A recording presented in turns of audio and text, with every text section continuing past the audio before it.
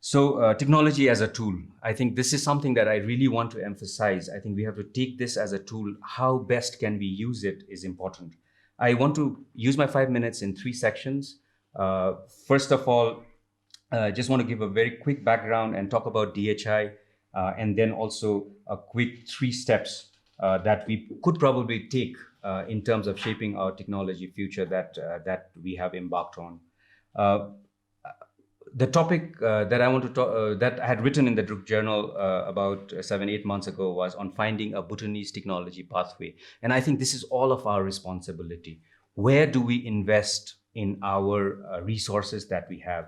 Which is the area that we should invest in the whole ecosystem of technology as an individual, as a society, as a nation? I think this, I really want all of us to reflect on this particular aspect. Which technology? How do we build the fundamentals of being able to leverage this technology, not just being a consumer tomorrow, but also being a creator of the next generation of technology.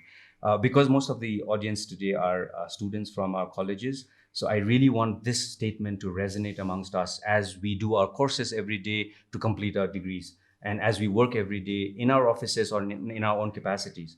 I want us to reflect on our, the history of technology, which is rightly mentioned by Dr. Sige. We need to look at that. So the other area that I want to touch upon very quickly is on DHI. There was a new department that was formed last year in DHI, which is called the Department of Innovation and Technology. Today we have about 20 of us in the department after a year. Some of us are here actually in the audience.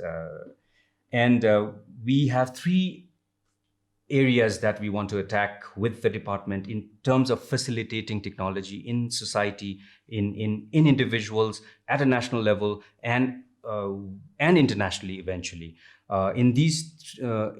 Towards achieving these, we are organized in 3 areas. One is technology policy. We look at it closely because, as Dr. Wolfgang mentioned, it's not only about the tool, it's also about the ecosystem. Then we have the Drive Center, which is the Research and Innovation Center of DHI, where we want participation from every individual in Bhutan and abroad, eventually to do fundamental and applied research in the country. And then we have the projects, where one of the most important projects we are doing is the National Digital Identity, which Dr. Jigme mentioned, which is one of the parts of the Digital Druk. And we also have the SuperFab Lab, which is in collaboration with MIT, where we can prototype our imaginations and dreams, which we could probably only draw today on a paper. So in SuperFab Lab, you can actually come and make a 3D models out of it. Because of COVID, we are a little bit delayed, but we are going there. So by early next year, we should have the SuperFab Lab ready. It's housed in Thimphu Tech Park in the ground floor. And we will all have the possibility of prototyping all our imagination and designs towards building industries and towards building and creating an innovative society and innovative individuals.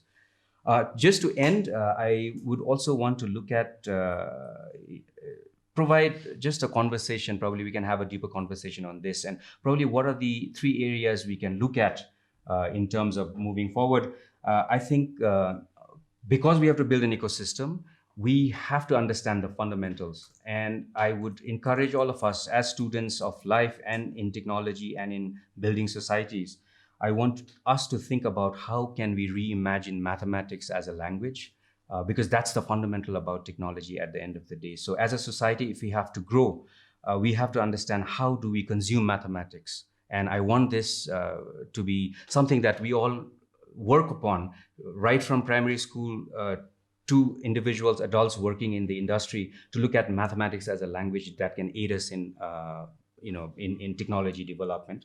The second thing is our problem-solving attitude. How do we look at in universities and in life in terms of how we can solve problems with the tools of technology? And the third and the last point is technology as a fundamental ecosystem and not biased towards just one technology or the other, but how can we look at technology as an ecosystem for us to help ourselves? So I'm very happy to discuss beyond in the conversation. Thank you.